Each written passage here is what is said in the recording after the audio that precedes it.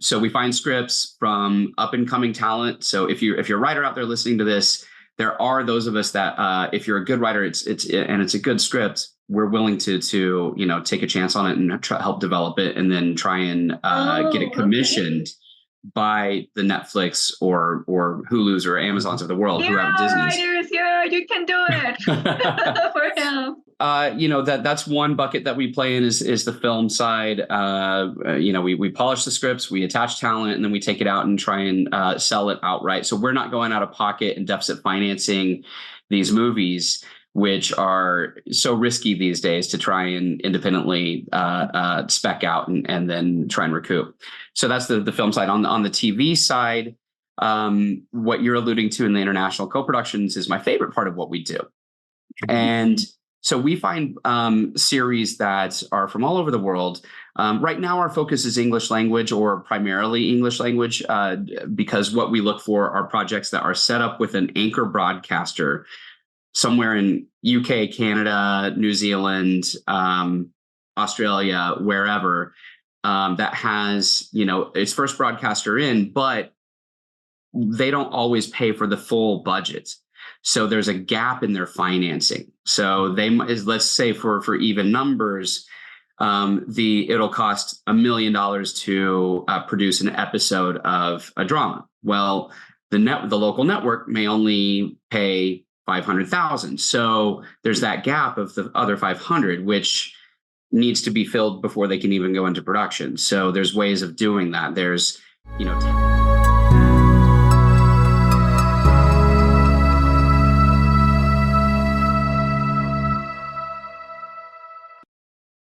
welcome to NOUVA Podcast, a show where we delve into the world of business, marketing, 3D technologies, and original global content. Right now, we have Tyler Massey, who is the Senior Vice President of Global Content at Happy Accidents. What a name, huh?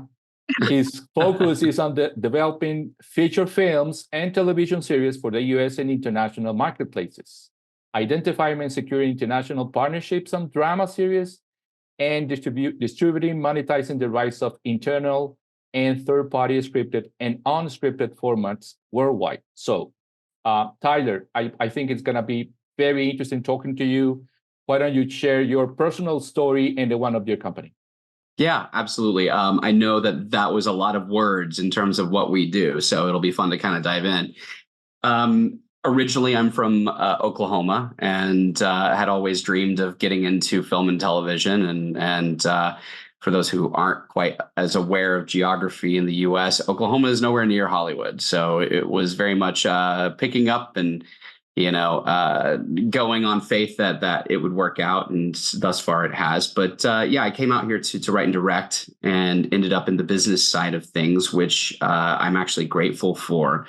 As learning sort of the behind the scenes of how the industry works, both film and television, really has given me an opportunity to understand how to get things made, and which now allows me to also be creative. So I'm able to do a little bit of both the creative and the business side, and that's on a global scale. So when I originally came out here, I ended up working at a talent agency. I wanted to be on set, but there was a strike happening. So kind of like what just happened last summer, if y'all heard in the entertainment industry, 2001 was kind of the same thing, maybe not quite so big, but the only job I could get was in a mailroom at a talent agency, which is actually a really great way to sort of learn the inner workings of the machine that is Hollywood, and start making relationships. And so I did that for a few years, and ended up working at Disney in a small department called Educational Productions, where we were making like Bill Nye the Science Guy shows and projects that were live action and animated, that were based on school curriculum. So it was the target demographic was students, basically, in schools and libraries.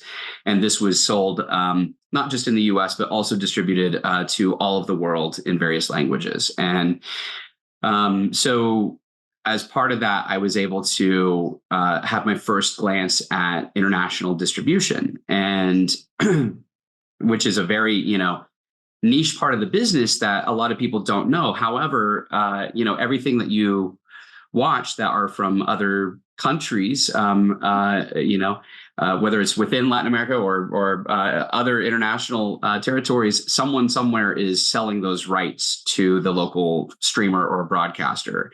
And so that's sort of what I discovered. And the fun of what we do is that it's market based. So it's conference based. So people gather together a couple times a year or in Cannes and depending on what region it's being sold to, sometimes in Eastern Europe or Singapore or Latin America or Miami for Latin America, et cetera. And what you have is producers, distributors who are helping sell those the rights, as well as the networks themselves, the acquisitions teams from those networks, and producers get together and buy and sell the rights to television content, to films, et cetera. And so that's what I've been focusing on since about 2007 in a very big way. And Tyler, about Happy Accidents, which you are now, I know it's like a new deficit financing studio. I would like to know if you can dwell more into that deficit financial business model that the studio has. And because you're focused on film, series, and international co-productions as well. So if you can tell us a little bit about that and as your role as the vice president of that company, it will be perfect. Yeah, absolutely. So we, of course, have our own internal development, and we'll be taking out and pitching to U.S. and international networks based on wherever the creative leads. So if it's set in Europe, we'll be pitching Europe and or U.S. If it's set in Latin America, same thing. And then we have our slate of TV movies that we develop, and we call them TV movies, but they might end up on Netflix or Amazon or one of the bigger streamers globally.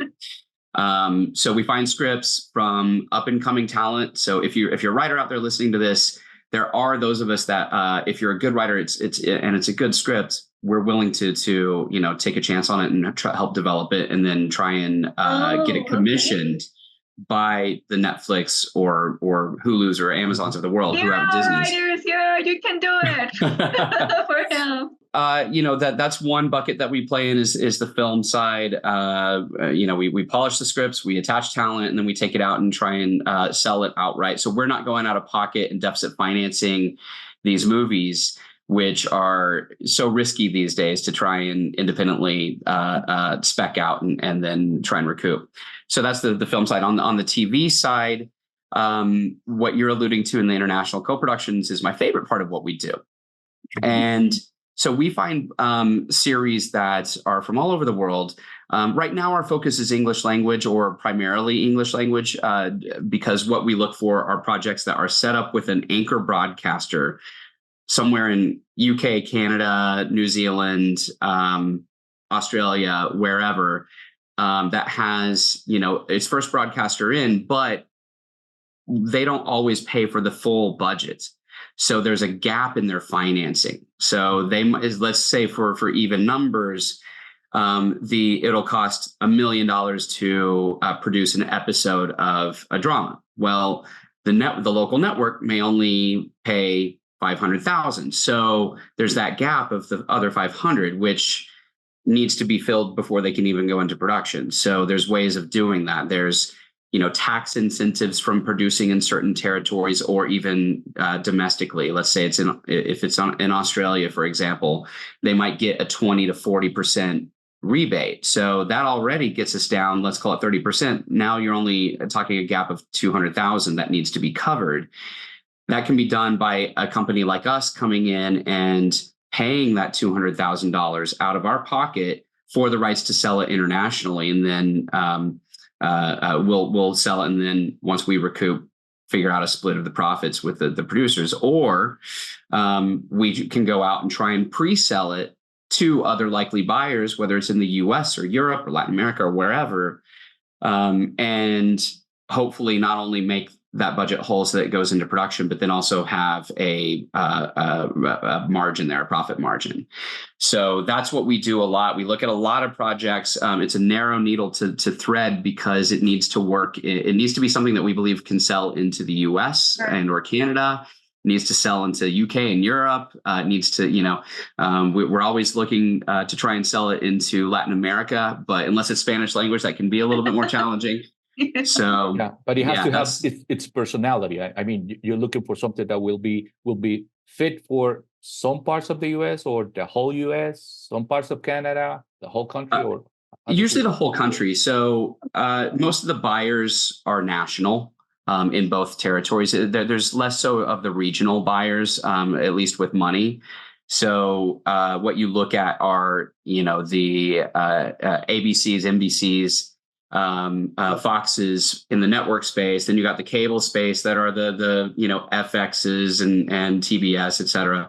And then you've got all the streamers who have become a primary buyer too. So again, the Hulus, the Amazons, the Disneys, the Maxes of the world, and they're going to take usually all of US, sometimes global. Netflix is known to take global rights. And then sometimes they'll just take the US and the rest of the world is still available for us to go out and sell and monetize and see a bigger back end, which actually is a really attractive business model. Okay. What about children digital content? Do you work on something like that?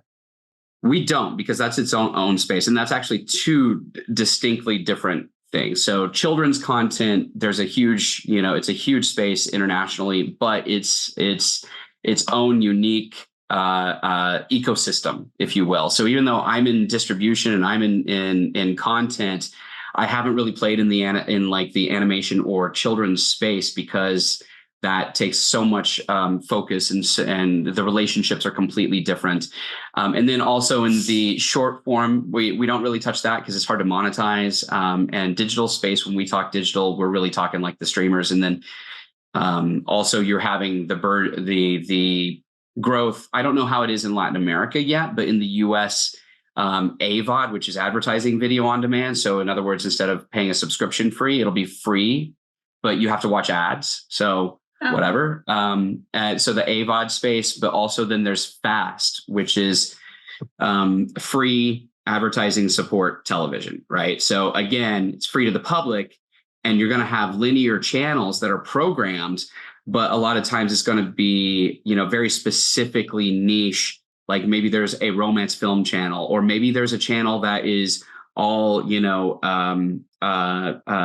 pawn stars, and so they'll take one IP and make an entire 24/7 running channel for the people that love that television show or that specific type of content, a murder mystery crime channel, sort of, so to speak. So that's really up and growing, and that's another digital space that rights holders and content producers are really looking to use to monetize. And how do you approach, and talking about now for distribution, Tyler, how do you approach for these new projects in this area? And do you have your distribution network? Do you rely on third parties, distributors as well? Mm-hmm. Primarily internally. So I've been doing this long enough and selling everything from non-scripted content to film to scripted series, as well as non-scripted formats. So think like game shows, reality shows, that sort of thing. I've been selling those all over the world. And when I say format, that means something that has been produced that can be adapted somewhere else, right? So if you guys know the show like Survivor or Got Talent or The Voice, right? Those those originate in other territories, oftentimes like Netherlands or Israel or UK or wherever, sometimes the US.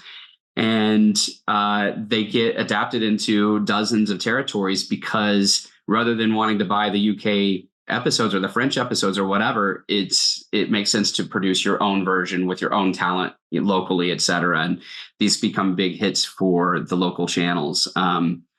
And so that's another area that we really play in, is finding these formats. Now, the challenge is they usually need to, in this day and age, it's hard to come up with an idea and just hope that it will sell. Mm-hmm. It needs to be sort of produced locally and almost like a proof of concept that then can someone like us can go and say it's produced in Honduras. And it's a great idea. we would look at that and be like, okay, great, let's take this to Europe. Let's see if there's partners in the US that might look at adapting it. And then you as the rights holder, as the creator, get paid every episode that's produced in every country. So that's the model. That's where it really very pays. Interesting. So your business model is trying to find opportunities which you filter, you evaluate, and then you decide that you wanna take to the next step. And most of the time, I'm guessing that all the time you require that the local people will finance part of the program, something like that. Yeah, that's right. That's right. So, if I'm talking specifically like Latin America, if we were to play in the Spanish language space, which there are a number of companies that do, even if we are not one of them, they're going to look at who's the partner on board. Is it Warner Brothers and Turner? Their pan-regional channels, Fox, that sort of thing. And are the rights available outside of either country of origin or territory if it's pan-regional? And then we would look at, what is the value of that? Do we think that it's going to sell back into the U.S., whether it's for the English language market or Spanish language market? How do we think it would do in Europe and Asia? And then do a deal for those rights. And sometimes that deal is going to be us paying a little money for it up front as taking a risk, or sometimes it's going to be just a flat commission fee and seeing what we can do with it. So that's kind of on the finished tape side. So when I say finished tape, it means it's already been produced and on air. On the format side, we don't pay for those rights, generally speaking, because it's really hard to sell those, and it takes a lot of work. So the fact that we're going to take the risk and put it in our catalog, that's our buy-in. And then for the, like a scripted series that we're looking at in Latin America, again, it would be, we'd need a first partner in, whether it's TV in Chile or Globosat in Brazil.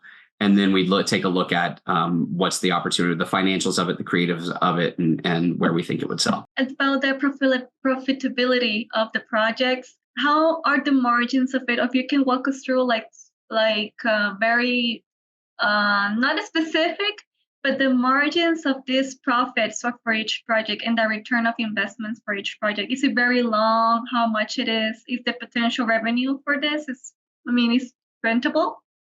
Yeah, there's so many variables. It's tough to say. If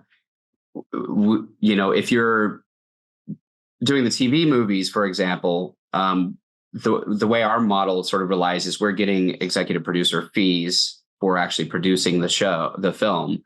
And then we hope that there will be back end if rights are available. We would be looking to hopefully have another 20-30% of whatever we put in to cover if there were a gap back as revenues, as profit. So that's sort of on the film side. On the TV side, yeah, you're looking at hopefully 4 to 5 times your investment if you're gap financing something, a project. That said, it's risky. You're using your best.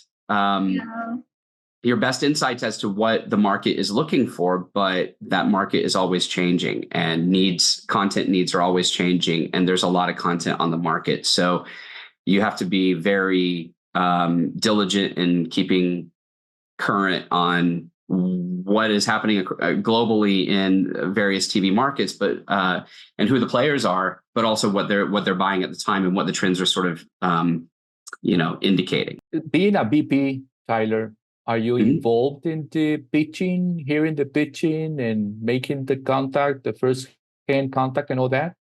Absolutely.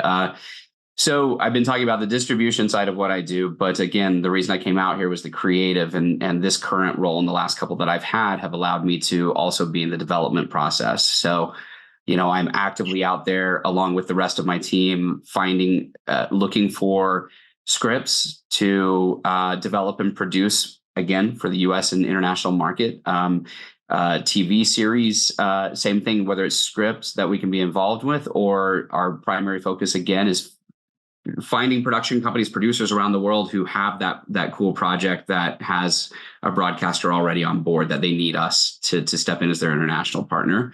And then the fun part for me is really getting to, give notes on scripts and help shape it creatively, come up with casting ideas. Who do we want to approach and try and attach? And then also be involved, with the ultimate pitches to the networks and to the streamers. So I'm doing a little bit of everything in some manner. Sometimes I'm taking point on that, and sometimes I'm just in the back, and one of my other teammates is taking point on that project. So it varies. Looks like a hands-on manager. Yeah. Okay, great. That's right. Tyler, 20 to 25% of the population in the U.S. is Hispanic. Mm-hmm.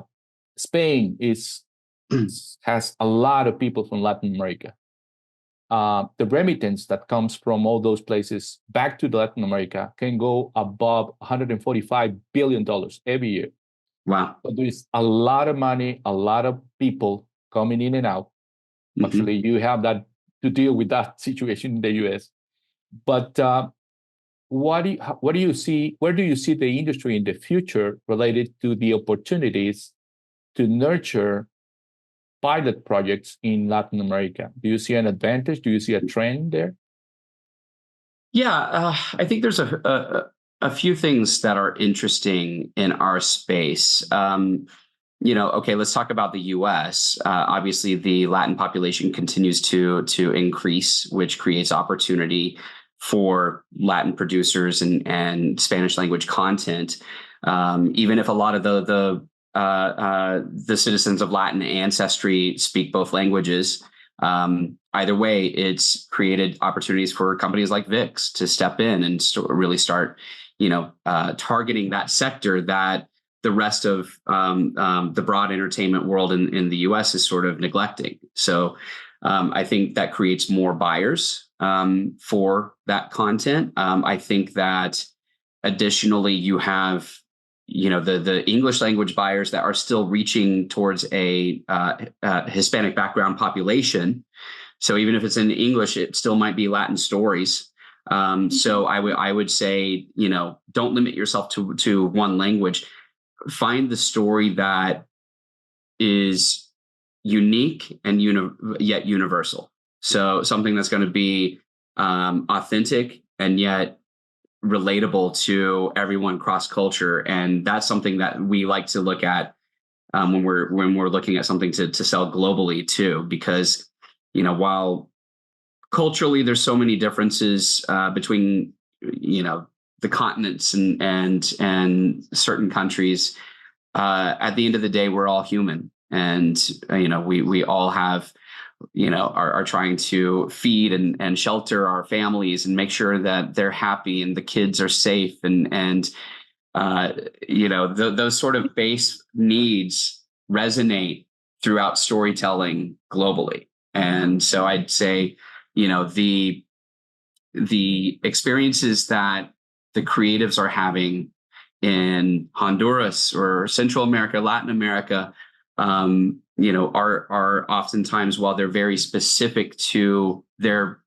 unique, place in the world, a lot of what they're experiencing also is relatable to the rest of humanity. And so I would say, tell your stories. Great. Excellent. Stefan, I think we're getting to the end of the podcast. What can we expect from Tyler Massey for the next 5 years personally? Oh, I love that question. Well, let's hope that we finally get some. We've had some TV movies made for Great American Family Network already in the last year. We've produced about 8 of them so far, which is a great start. And I'm excited to have some of our bigger budget, more elevated, higher cast projects get up on some of the bigger streamers that naturally will end up in Latin America as well as getting some of our scripted series off the ground that we'll be able to bring rest of world. So hopefully you'll see projects that I'm involved with entertaining people everywhere. It seems like 5 Great. years is not enough. I mean, it's a very small piece of time. It's it's 5 years is a very short runway in what we do. Okay, you want to have some final words for the Latin American people that is going to be watching this podcast, Tyler? Yeah, no, absolutely. I think if creating is something that you have the time and ability to do, and it's something that you love, just do it, and reach out to the local, producers and production companies and see what they're looking for. If you've got a great script and believe in it, you see it through. Take the risk. It's worth it. Take the risk. That's the final. That's true. Yeah. Great. Well, Tyler, thank you very much. We've been honored. Oh, it's my honor. Thank you guys for reaching out. And Stephanie, Victor, really great to meet both of you. Please keep in touch. And I wish you the best. I hope that your listeners achieve all the success and all their dreams.